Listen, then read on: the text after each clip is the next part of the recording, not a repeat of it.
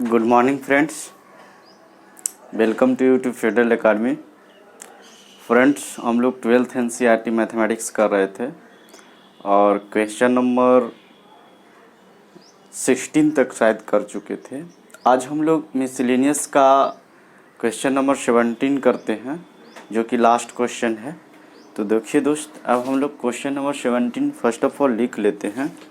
तो question number जो 17 है वो हमारा कुछ इस तरह से है। tan inverse x upon y minus tan inverse x minus में y और डिवाइडेड बाई x प्लस में y। दोस्त, ये हमारा ऑप्शन है, ऑप्शनल क्वेश्चन है। यहाँ पे मैं ऑप्शन लिख देता हूँ। ए में जो है वो π/2, बी में जो है हमारा वो है π/3 और सी में जो है वो हमारा है π/4 और लास्ट ऑप्शन डी जो है वो -3π/4। ये दोस्त हमारा ऑब्जेक्टिव टाइप का क्वेश्चन है और इसको हम लोग सॉल्व करते हैं। तो फर्स्ट ऑफ ऑल फ्रेंड्स, हम लोग जैसे कि प्रीवियस वीडियो से बात करते चला रहे हैं, जो हम लोग और भी बहुत सारे क्वेश्चन किए हैं। तो इतना सारे क्वेश्चन किए हैं तो हम लोग को आइडिया तो जनरेट हो ही गया होगा कि क्वेश्चन बनाते समय कौन कौन बात पे ध्यान देना चाहिए। देखिए दोस्त, फर्स्ट ऑफ ऑल जब हम लोग किसी भी क्वेश्चन को स्टार्ट करते हैं तो आप इतना ज़रूर जान जाइए कि कोई भी ऐसा क्वेश्चन नहीं होता है जो कि नॉट सॉल्यूशन होता है। वो आपको जब भी किसी बुक में क्वेश्चन को डाला जाता है तो समझिए कि उसका पहले सॉल्यूशन तैयार होता है। बस जैसे हम लोग को मंजिल पता होता है कि इसका सॉल्यूशन है, लेकिन हम लोग ये नहीं कर पाते हैं कि बस उसको, जैसे मान लीजिए कि मंजिल पता रहता है तो लेकिन हम लोग को ये पता करना है, जितना भी हम लोग क्वेश्चन मैथमेटिक्स का बनाते हैं तो क्वेश्चन एक मंजिल हो गया, सॉल्यूशन एक मंजिल हो गया। अब उसके रास्ते पे जाना है। जैसे मंजिल के हम लोग रास्ते पे कौन सा रास्ता डिसाइड करें। जैसे मान ले जाए कि यदि हम लोग टारगेट रखते हैं कि मुझे ITN बनना है, तो ITN बनना है तो अब टारगेट तो मंजिल तो हम लोग ओके कर लिए, क्लियर कर लिए कि मुझे ITN बनना है दोस्त। अब लेकिन ITN जब बनना है तो अब उसके लिए हमारा रास्ता क्या है कि आपको हार्ड वर्क करना होगा। रास्ता यही है ना। अब मान ली जाए कि मंजिल हम लोग डिसाइड कर लिए कि हमको ITN बनना है और अब है कि होल डे मैं ट्रैवलिंग करता हूँ, इधर बाइक लेकर घूमता हूँ, इधर घूमता हूँ, तो क्या ये रास्ता मेरा क्या हो गया, डिफरेंट हो गया, जिससे हमारा मंजिल नहीं मिल पाएगा। सेम पैटर्न उसी तरह से हमारा क्वेश्चन है दोस्त। हमारा ये सॉल्यूशन पता है कि ये डेफिनेटली किसी ना किसी तरह से ये सॉल्व होगा। बस इसको हम लोग को क्या करना रहता है, बस रास्ता फाइंड आउट करना रहता है, वे फाइंड आउट करना रहता है कि कौन सा रास्ते से मैं इस क्वेश्चन तक पहुंच सकता हूं। तो दोस्त, पहले इसको मैथमेटिक्स का क्वेश्चन सॉल्व करते समय एक बात और भी ध्यान दिया जाता है कि फ्रेंड्स, यदि मान ले जाए कि हमको क्वेश्चन जो दिया हुआ रहता है तो उसमें जितना भी गिवन डेटा है उसको यूज करने के लिए सीखिए। यदि मैथमेटिक्स में क्वेश्चन में गिवन डाटा या कोई भी और भी सब्जेक्ट है, जैसे फिजिक्स केमिस्ट्री मैथ होता है, तो कोई भी क्वेश्चन आता है तो उसमें एक एक लैंग्वेज में जो गिवन डाटा है यदि उसको यूज करने के लिए सीख गए तो आप, मुझे लगता है कि दुनिया की कोई भी क्वेश्चन, आप मैथमेटिक्स हो या फिजिक्स हो, आप उसको सॉल्व कर सकते हैं। तो फ्रेंड्स, उसी तरह से मैं अभी जितना भी क्वेश्चन ये आज इन्वर्स ट्रिग्नोमेट्री आज हम लोग को समाप्त होने वाली है। फिर हम लोग नेक्स्ट चैप्टर मैट्रिक्स और डिटर्मिनेंट करेंगे। तो अभी तक हम लोग जो सॉल्व किए थे वो वही देखे थे कि क्वेश्चन फर्स्ट ऑफ ऑल लिख लेते थे और क्वेश्चन का हम लोग पैटर्न चेक करते थे कि कैसे इसको सॉल्व किया जाए, और उसमें गिवन डेटा को यदि यूज कर लेते थे तो हमारा इजी वे में क्या हो जाता था, सॉल्व हो जाता था। और दोस्त एक और बात है कि मैथमेटिक्स में एक और बात ध्यान देने वाली है, वो है कि कंसेप्ट और फार्मूला।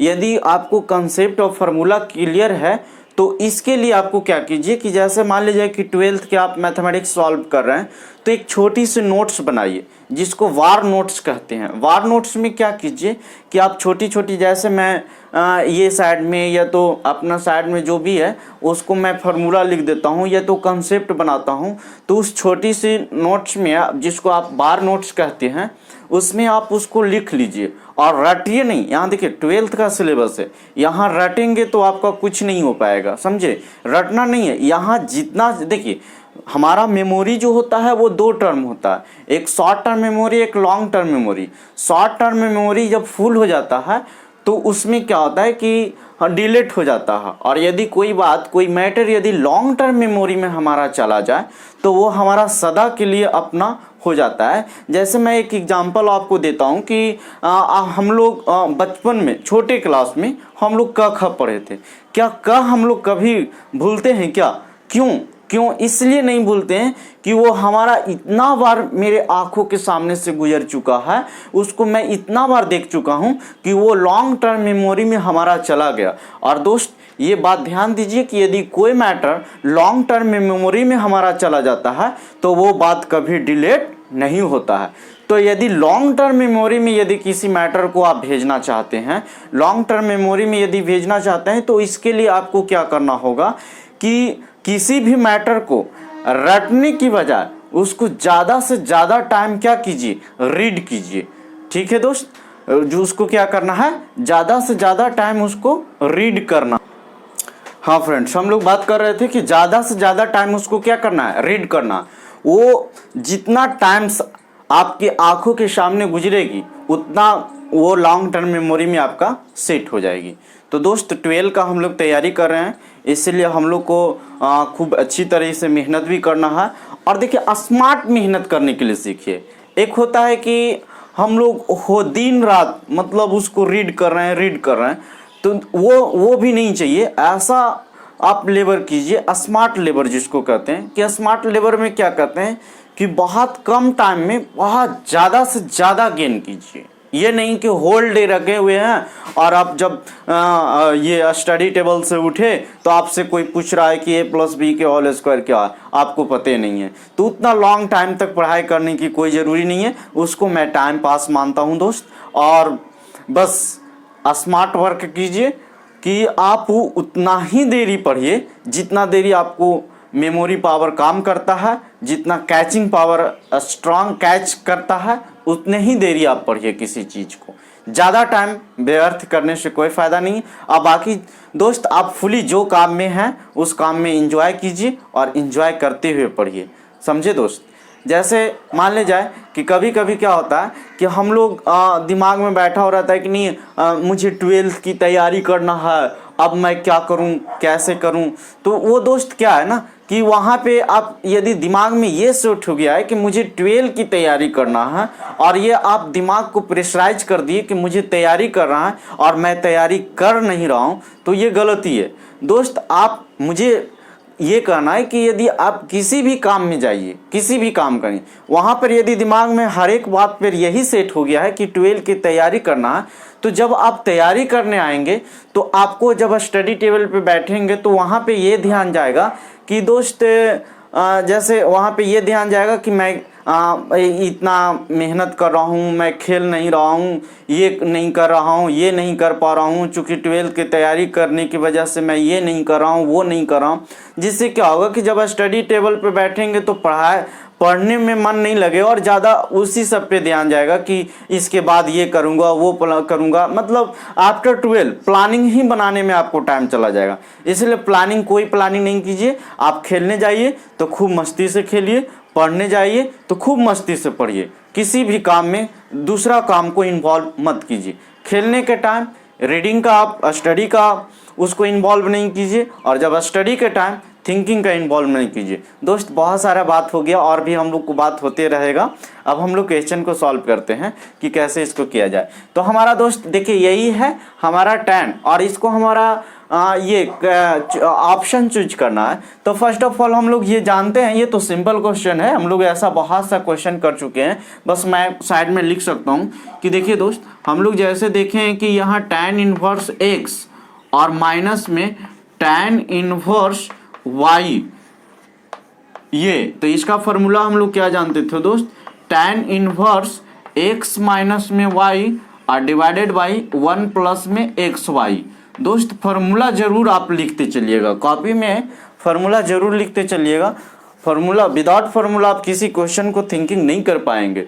थिंकिंग फार्मूला और कंसेप्ट आपको जरूर याद रखना है।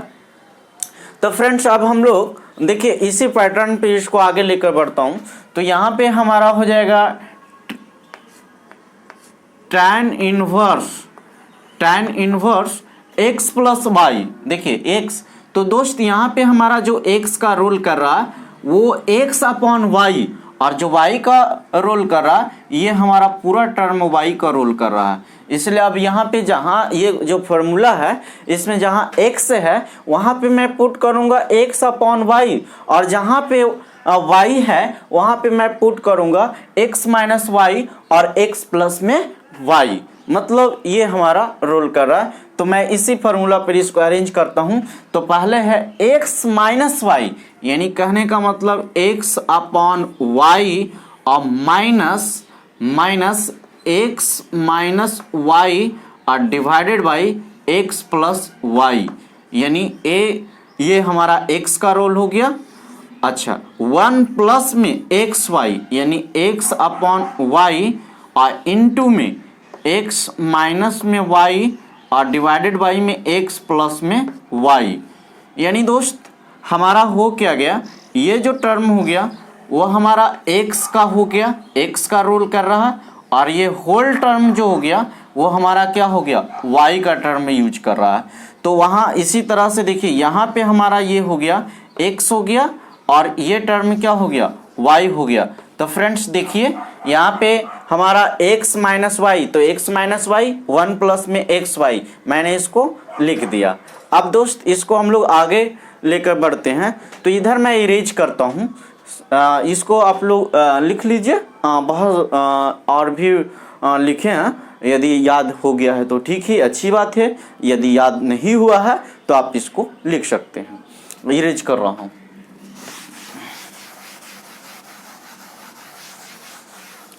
फ्रेंड्स अब हम लोग इसको आगे बढ़ रहे हैं। तो यहाँ पे tan इनवर्स और first of all upper part और लोअर पार्ट, यानी न्यूमरेटर और डिनोमिनेटर दोनों को सॉल्व करता हूँ। तो इसका यदि एलसीएम इसको इरेज कर देता हूँ, आप समझ गए होंगे कि कैसे मैं इसको लिख रहा हूँ। तो फ्रेंड्स फर्स्ट ऑफ ऑल इसका हम लोग एलसीएम लेते हैं। तो ये हो गया y और इनटू में x प्लस में y। तो फ्रेंड्स यहाँ से y कैंसिल हो गया, तो ये हो गया x इनटू में, अच्छा ये कैंसिल हो गया तो ये टर्म हमारा बच गया x प्लस में क्या बच गया, y। अच्छा यहाँ माइनस माइनस ये टर्म हमारा कैंसिल हो गया, तो y इनटू में x माइनस में y। फ्रेंड्स इस बात को आप समझ गए क्या? देखिए यहाँ पे हाँ किए कुछ नहीं, यहाँ पे क्या किए कि ये देखिए न्यूमरेटर में हमारा y और x प्लस वाई, तो इसका एलसीएम हो गया y into X plus Y. जब डिवाइड दूंगा तो ये y से y कैंसिल हो जाएगा, तो हमारा ये टर्म बच गया, और इससे इसको मल्टीप्लाई करूँगा तो x इंटू में एक्स प्लस वाई। अच्छा यहाँ पे इसको डिवाइड दूंगा तो ये टर्म हमारा कैंसिल हो जाएगा, तो y बच जाएगा, तो y से इसको मल्टीप्लाई कर दूंगा।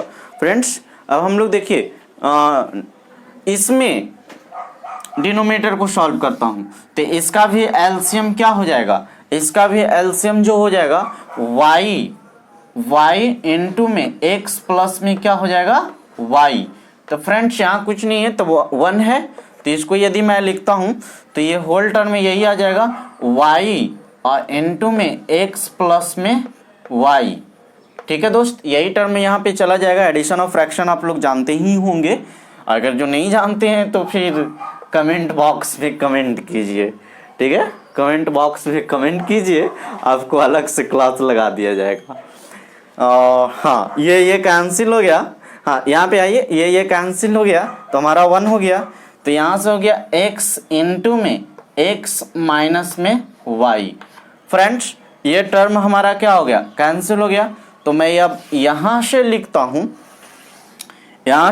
हूँ, तो ये टर्म हमारा कैंसिल हो गया। इस बात को समझ रहे हैं? तो हमारा बच क्या गया, तो tan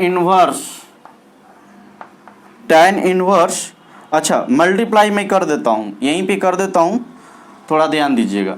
x इंटू में x स्क्वायर प्लस में xy, प्लस में क्या हो गया xy, माइनस यहाँ पे हो जाएगा xy माइनस xy, और माइनस ये हो जाएगा क्या, माइनस माइनस प्लस हो जाएगा, plus y square.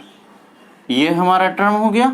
Upper part को जब मैंने मल्टीप्लाई किया तब हो गया x into X square, x into Y X Y, minus X Y into X X Y, और माइनस माइनस प्लस हो गया y स्क्वायर। अब लोअर पार्ट को सॉल्व करते हैं, तो ये हो जाएगा यहाँ पे y into X X Y,